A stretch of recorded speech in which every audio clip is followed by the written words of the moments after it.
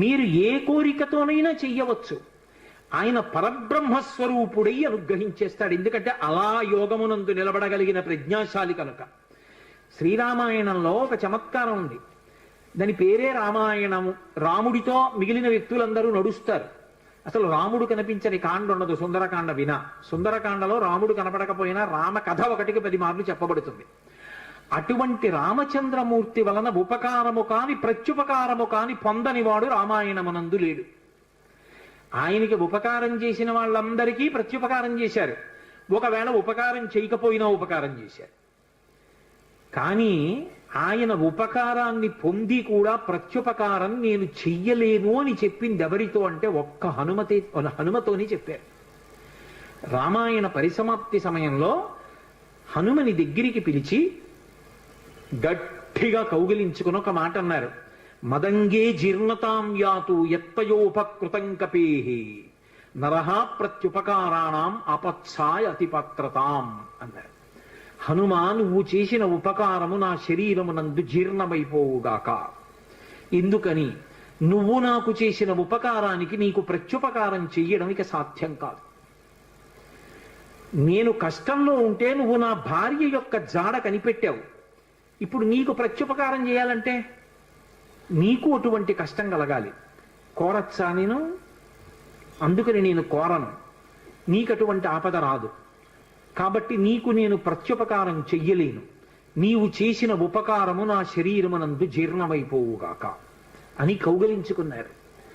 హనుమ ఒక్కరు తప్ప రామాయణం మొత్తం మీద ఈ స్థితిని పొందిన వారు వేరొకరు లేరు. అందుకే రామచంద్రమూర్తి అవతార పరిసమాప్తి సమయంలో ఆయనతో అందరూ వచ్చేస్తానని వెనక వెళ్ళిపోతున్నప్పుడు హనుమని కూడా అడిగారు. హనుమా, నువ్వు వస్తావా అని అడిగారు. రామచంద్ర ప్రభో, మీరొకటి, మీ కథ ఒకటి, మీ నామం ఒకటి కాదు. ఎక్కడ ఏమి తెలిసినా తెలియకపోయినా రామనామము రామనామము రమ్యమైనది రామనామము అంటే అక్కడ పెడతాను. రామ కథ చెప్తే పెడతా, రామాయణం చెప్తే పెడతా. ఇప్పుడు రాముడు అన్నాడు, మక్కథా ప్రచరిష్యంతి యావల్లోకే హరీశ్వర తావద్రమస్య సుప్రీతో మద్వాక్యమనుపాలయం. రామశాసనం హనుమకి. ఎక్కడ రామనామం చెప్పినా, ఎక్కడ రామ కథ చెప్పినా, ఎక్కడ రామాయణం చెప్పినా హనుమా నువ్వు అక్కడికి వెళ్ళి కూర్చుని వింటూ ఉండు. హనుమ సభలోకి వచ్చారు అంటే సభలో ఉన్న వాళ్ళందరికీ మంగళమే. నన్ను నమ్మండి, చచ్చిపోయేవాడు కూడా బతుకుతాడు. హనుమ దర్శనం అంత గొప్పది. ఆయన దర్శనం చేస్తే చాలు. నిన్నను మీతో చెప్పా, సంధ్యాకాల దర్శనంతో సమానం. ఉపద్రవాలు కూడా తొలగిపోతాయి. అంత శక్తివంతం హనుమద్ దర్శనం అంటే. అటువంటి హనుమ సభలోకి ప్రవేశిస్తారు. ప్రవేశించి అనుగ్రహిస్తారు. ఎందుకని అంటే పైన రామశాసనం ఉంది. ఇదే మహానుభావుడు తులసీదాస్ గారి జీవితంలో జరిగింది. తులసీదాస్ గారు ప్రతిరోజు గంగానదిలో స్నానం చేసి చెంబుతో కాసిన నీళ్లు తీసుకొచ్చి రావి చెట్టు మొదట్లో పోసి రావి చెట్టు కింద కూర్చుని తపస్సు చేస్తుండేవారు. ఆ రావి చెట్టు మొదట్లో గంగ నీళ్లు పోస్తుంటే గంగాజలం తగిలిందో ఏమో ఒక బ్రహ్మరాక్షసుడు పైనుంచి కిందకి దిగాడు. బ్రహ్మరాక్షసుడంటే ఎవరు అనుకుంటారేమో, వేదం చదువుకుని కూడా దొంగతనాలు లాంటివి చేసి బ్రతికిన వాళ్ళు బ్రహ్మరాక్షసులు అవుతారు. పతంజలి చరిత్రలో చెప్తారు. కాబట్టి అటువంటి బ్రహ్మరాక్షసుడు క్రిందకి దిగి అన్నాడు, నువ్వు నాకు మహోపకారం చేశావు. ఎప్పటి నుంచో ఈ చెట్టు మీద పడి ఉన్నాను. నువ్వు గంగాజలాన్ని తెచ్చి ఈ చెట్టు మొదట్లో పోసినప్పుడు గంగాజల స్పర్శ చేత నా పాపం శమించింది. నేను సాధారణ రూపాన్ని పొందాను. నీకు నేను ప్రత్యుపకారం చెయ్యాలనుకుంటున్నాను. నీవు రామదర్శనం కోసం పరితపిస్తున్నావు. నీకు రామదర్శనం కావాలి అంటే చేయించగలిగిన వారు హనుమ ఒక్కరే. హనుమ రోజు వస్తుంటారు. ఎక్కడికొస్తారో తెలుసా? ఎక్కడెక్కడ రామనామం జరుగుతుందో, ఎక్కడెక్కడ రామనామం ప్రస్తావనకు వస్తుందో, ఎక్కడెక్కడ రామ కథ చెప్పబడుతుందో అక్కడ ఉంటారు. కాశీలో హనుమాన్ ఘాట్లో ఒక వ్యక్తి రోజు రామాయణం చెప్తున్నాడు. అక్కడికి వచ్చి కూర్చుంటారు. ఎలా గుర్తుపడతావో తెలుసా? అందరికన్నా ముందు సభలోకి వస్తారు. అందరికన్నా ఆఖరణ కళ్ళ నీళ్ల పెట్టుకుని ఒక్కడు తలదించుకుని నడిచి వెళ్ళిపోతూ ఉంటాడు. నువ్వు గుర్తుపట్టి వెంట వెళ్ళు అన్నారు. అప్పుడు ఆ రూపంలో వెళ్ళారు. అన్ని వేళలా అలా వెళ్ళరు, ఏ రూపంలోనైనా వెడతారని. కాబట్టి తులసీదాస్ గారు హనుమాన్ ఘాట్కి వెళ్ళి కూర్చున్నారు. అందరికన్నా ముందు ఒక వ్యక్తి వచ్చాడు రామాయణం వినడానికి. అందరూ వెళ్ళిపోయిన తర్వాత తల ఉంచుకుని కన్నులమ్మట నీరు కారుతుండగా వెడుతున్నాడు. తులసీదాస్ గారు ఆయన వెంటపడ్డారు. ఆ వ్యక్తి కనిపెట్టాడు, ఎవరో నన్ను వెంబడిస్తున్నారని. ఆయన హనుమ, ఆ ముందు వెడుతున్నవారు. వెనక్కి తిరిగి గద్దించారు, ఎందుకు నా వెంట వస్తున్నావు, ఆగక్కడ. కాదు, నాకు రామదర్శనం కావాలి, నీ వల్లే జరగాలి. వెళ్ళి కాళ్ళ మీద పడ్డారు. కాళ్ళ మీద పడితే ఆయన ఒక స్థలాన్ని చెప్పారు, అక్కడ కూర్చుని నువ్వు జపం చెయ్యి, తపస్సు చెయ్యి, నీకు రామదర్శనం అవుతుందన్నారు. తులసీదాస్ గారు కూర్చుని తపస్సు చేస్తున్నారు. తపస్సు చేస్తుంటే రామలక్ష్మణులు ఇద్దరూ రాజకుమారుల రూపంలో గుర్రాల మీద వచ్చారు. వచ్చి గుర్రాలు దిగి అరుగు మీద సేద తీరారు. ఎవరో రాజకుమారులని తులసీదాస్ గారు ఊరుకున్నారు. వాళ్ళిద్దరూ గుర్రం ఎక్కి వెళ్ళిపోయారు.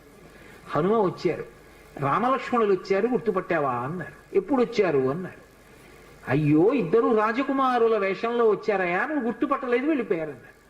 ఎంతో బాధపడ్డారు. మళ్ళీ సాధన చెయ్యన్నారు. మళ్ళీ సాధన మొదలుపెట్టారు. మళ్ళీ సాధన మొదలు పెడితే కొన్నాళ్ళు అయిపోయిన తర్వాత చిన్న పిల్లవాడి రూపంలో రాముడు వచ్చాడు. గంధం తీస్తున్నారు తులసీదాస్ గారు రామచంద్రమూర్తికి అనులేపనం చేయడానికి. చిన్న పిల్లవాడి రూపంలో వచ్చి తాతా తాతా నాకు గంధం ఇస్తావా అని అడిగాడు. ఇది రాముడి కోసం రా, పో అన్నారు తులసీదాస్ గారు. మళ్ళీ పొమ్మంటున్నాడు రా రాముడు వస్తే అని హనుమ వెంటనే పంజరంలో చిలక రూపంలో వచ్చి పాట పాడారు. రాముడు బాలుడి రూపంలో వచ్చి తులసీదాస్ గారిని గంధం అడుగుతున్నాడు, గుర్తించలేని తులసీదాసు వెళ్ళిపోమ్మంటున్నాడు అని. అది విన్నటువంటి తులసీదాస్ గారు వెంటనే పిల్లవాడి కాళ్ళు పట్టుకుని పిల్లవాడి కాళ్ళ మీద పడ్డారు. పడగానే రామచంద్రమూర్తిగా దర్శనమిచ్చారు. దర్శనమిచ్చి, తులసీదాస్, నా పేరు మీద నువ్వు రామాయణాన్ని, దక్షిణ దేశంలో వాల్మీకి రామాయణం, దక్షిణ దేశం ఎక్కడైనా వాల్మీకి రామాయణం, కానీ నువ్వు ఇప్పుడు రామచరితమానస్ అన్న పేరు మీద రామాయణాన్ని రచించు. ఉత్తర భారతదేశంలో రామచరితమానస్కి ఎంత గౌరవం అంటే, మీరు ఆలయాల్లోకి వెళ్ళండి, వ్యాసపీఠాలు పెట్టి దాని మీద రామచరితమానస్ పెడతారు. గుళ్ళోకి వెళ్ళిన వాళ్ళు కనీసం ఒక్క శ్లోకమైన అందులోంచి చదువుకుని చక్కగా ఓ పువ్వు ఏదో పెట్టి నమస్కారం పెట్టొస్తారు. రామచరితమానస్కి అంత గొప్ప. విచిత్రం ఏంటంటే హనుమాన్ చాలీసా, రామచరితమానస్ రెండు తులసీదాస్ గారి శరీరంతో ఉండగానే ప్రఖ్యాతి వహించేసాయి. అటువంటి తులసీదాస్ గారు ఎప్పుడూ రామనామం చెప్తుండేవారు. ఒకప్పుడు తులసీదాస్ గారు గంగ ఒడ్డున నిలబడి ఉన్నారు. ఒక ఆవిడ గబగబా వచ్చి ఆయన కాళ్ళ మీద పడి నమస్కారం చేసింది. ఎప్పుడూ అలవాటు మీద తులసీదాస్ గారు దీర్ఘసుమంగళీ భవ అన్నారు. అయ్యా, నన్ను దీర్ఘసుమంగళీ భవ అంటున్నారు, నా భర్త మరణించాడు, అదిగో చితి మీద పడుకోబెడుతున్నారు దహన సంస్కారానికి, మీ నోట వంట వచ్చిన మాట అబద్ధం కాకూడదు అందావిడ. నా నోట రావడం ఏమిటమ్మా, రాముడు పలికించాడు. ఆయన వెంటనే అక్కడికి వెళ్ళి ఆ కమండలంలో నీళ్లు తీసి ఆ శవం మీద చల్లి రామనామం చెప్పారు. చటుక్కున లేచి కూర్చున్నాడు. ఇది చూశారు పాదుషా యొక్క గూఢచారులు ఆ గంగా తీరంలో తిరుగుతూ. తులసీదాస్ గారి దగ్గర రకరకాలైనటువంటి విన్యాసాలున్నాయి, ఆయన ఏమైనా చెయ్యగలడని పాదుషాకి చెప్పారు. పాదుషా తులసీదాస్ని పిలిపించారు. పిలిపించి, నువ్వేమిటో చచ్చిపోయిన వాడిని బతికించావుట, ఏవి కొన్నటువంటి వింత చేష్టితములు చెయ్యన్నారు. తులసీదాస్ గారు అన్నాడు, వింత చేష్టితములు చేయడానికి నేను గారడీవాణ్ణా? కాదు, రాముడు నన్ను పనిముట్టుగా అనుగ్రహించాడు, అది రామానుగ్రహం అన్నాడు. అంటే నేను చెప్పిన మాట పాటించట్లేదు కాబట్టి కొరడాలతో కొట్టండి అన్నాడు. అంటే అప్పుడు హనుమాన్ చాలీసా చేశారు తులసీదాస్ గారు. కళ్ళు మూసుకుని హనుమని తెలుసుకుని హనుమాన్ చాలీసా చేస్తుంటే భటులు వచ్చి కొరడాలు పట్టుకుని కొట్టడానికి పైకెత్తుతున్నారు. ఆశ్చర్యం ఏమిటంటే ఆ రోజున పాదుషా కోట అంతఃపురం అంతటా పెద్ద పెద్ద కోతులు వచ్చి ప్రతి సైనికుడి చెయ్యి పట్టుకున్నాయి కదలకుండా.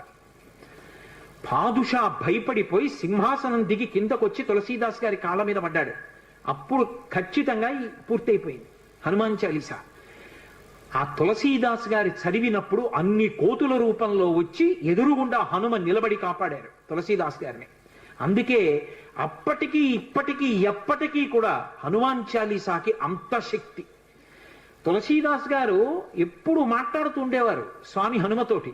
రామాయణ రచన చేసేటప్పుడు, రామచరితమానస్ రాసేటప్పుడు ఏ ఏ ఘట్టం దగ్గరికి వచ్చేటప్పుడు ఆయా ఘట్టం దగ్గర మళ్ళీ హనుమకి చదివి వినిపిస్తూ ఉండేవారు.